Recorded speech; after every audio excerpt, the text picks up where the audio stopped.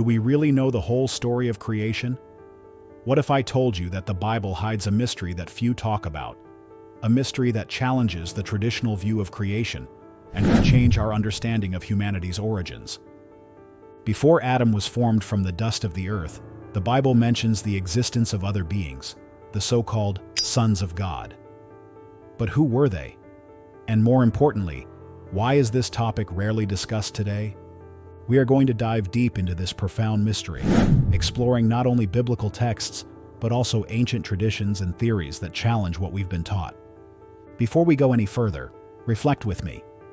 If these beings already existed before the creation of man, was Adam truly the first?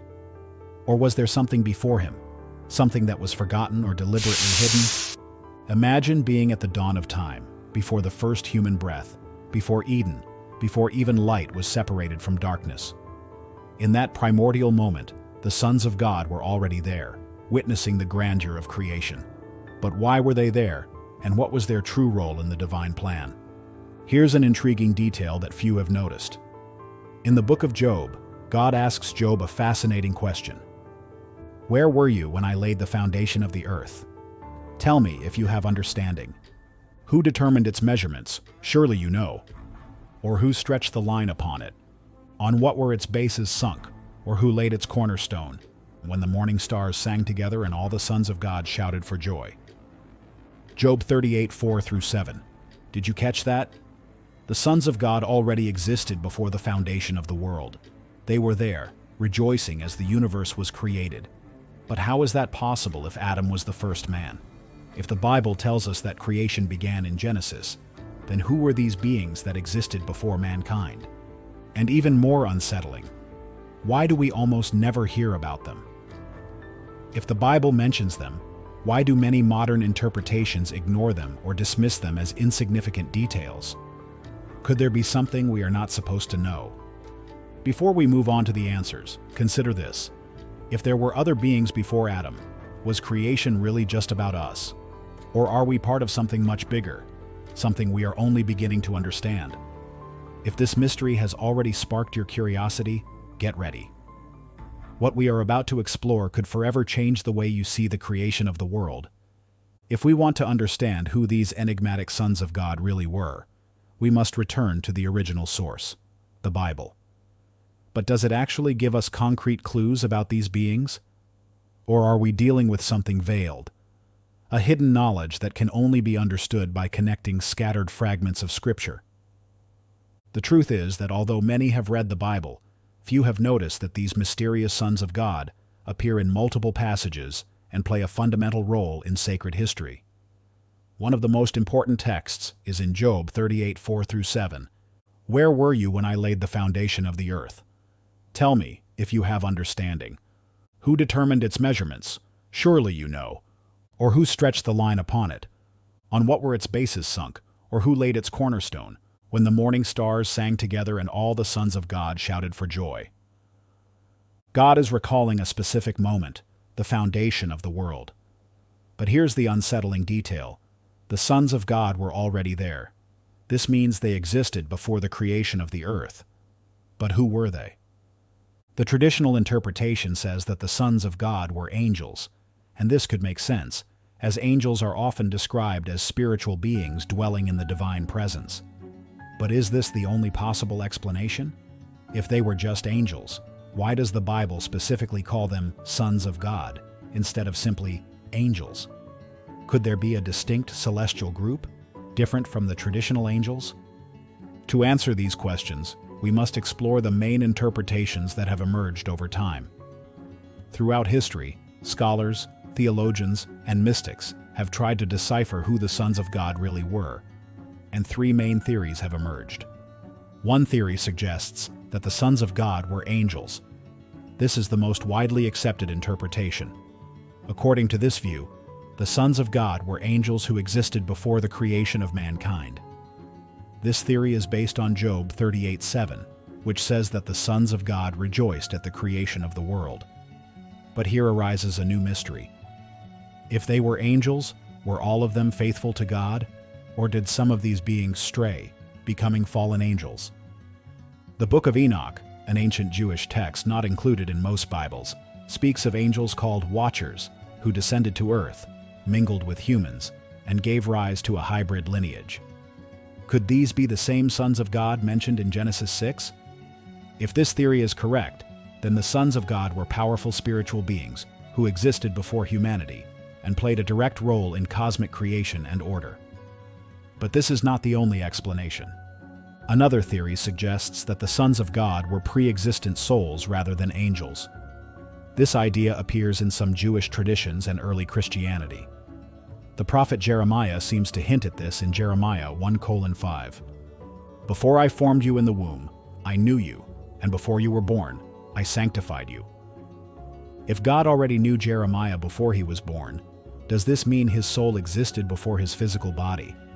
If this were true, then Adam was not the first created being, but the first human to receive a physical body, while the sons of God existed in another form before him. But there is a third theory, one even more shocking. Some believe that Genesis 1:2 hides a secret message. The earth was without form and void, and darkness was over the face of the deep. Some scholars argue that the Hebrew word for can also be translated as became, suggesting that the earth may have existed before, but something destroyed it. If this is true, then the sons of God could have been part of a creation that existed before humanity, a celestial or even physical civilization that was destroyed before Adam's birth. But if this is true, what happened to these beings? What comes next could completely change your perspective on the history of creation. Keep watching, because the mystery is only beginning. So far, we have explored the major mysteries surrounding the sons of God. We know they existed before the creation of man. We know they witnessed the foundation of the world, and we have analyzed 3 theories about their identity. But now, a far more unsettling question arises. If the sons of God already existed, what happened to them after the creation of Adam?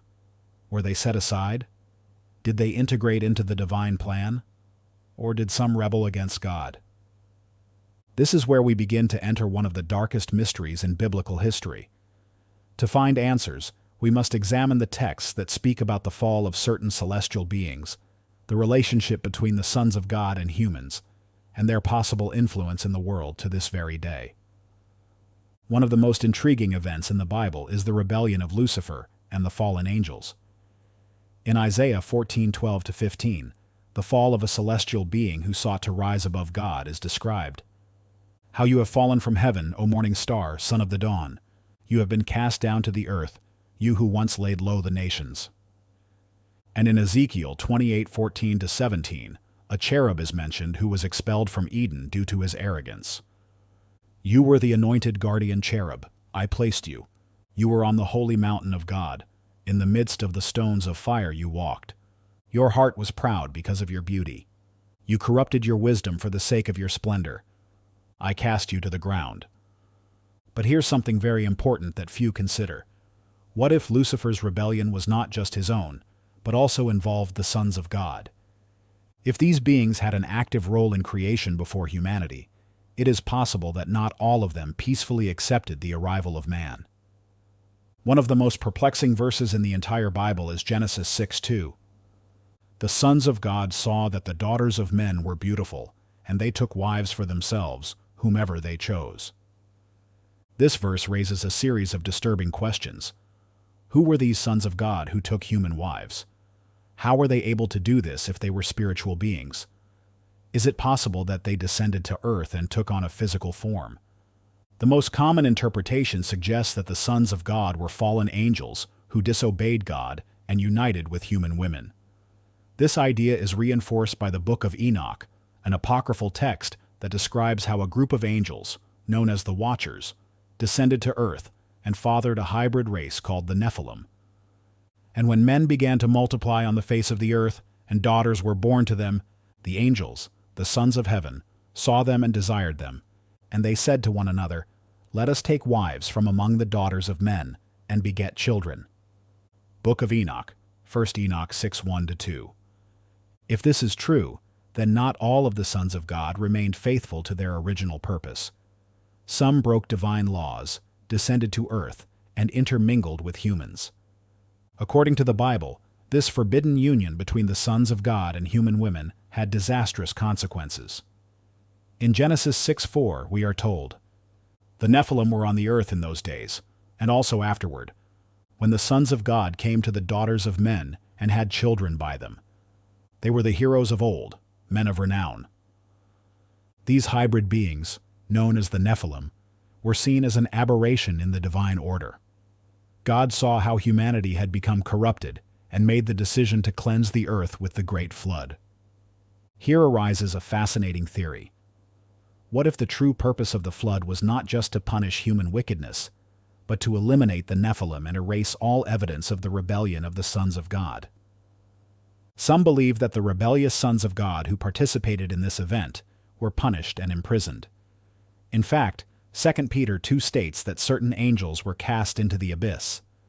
For if God did not spare the angels when they sinned, but cast them into Tartarus, and committed them to chains of gloomy darkness to be kept until the judgment. 2 Peter 2:4. Jude 1:6 reinforces this idea.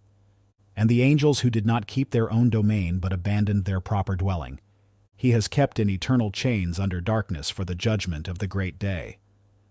If these passages refer to the sons of God who disobeyed, then their punishment was to be trapped in darkness until the end of time. If the sons of God existed before mankind, and if some rebelled against God, does this mean that their influence can still be felt today? This is where things get even more mysterious. The Bible mentions that spiritual forces are still at work, influencing world events. In Daniel 10:13, a spiritual entity called the Prince of Persia is described as opposing an angel sent by God. This passage suggests that celestial beings are still operating in the world, influencing nations and historical events. If some of the sons of God fell from grace, could it be that they are still working behind the scenes, manipulating human history? We have explored a deep enigma. We have seen that the sons of God existed before Adam, witnessed the creation of the world, and might have been angels, pre-existent souls, or part of a prior creation. Some may have rebelled against God and mingled with humans. Their traces disappeared after the flood, but their influence may still be present. Now, the final question is, are we ready to accept that the story of creation is far more complex than what we've been taught? If humanity was created to replace the sons of God in governing the world, then are we truly fulfilling that purpose? Or perhaps, are we still caught in a struggle that began before we were even born?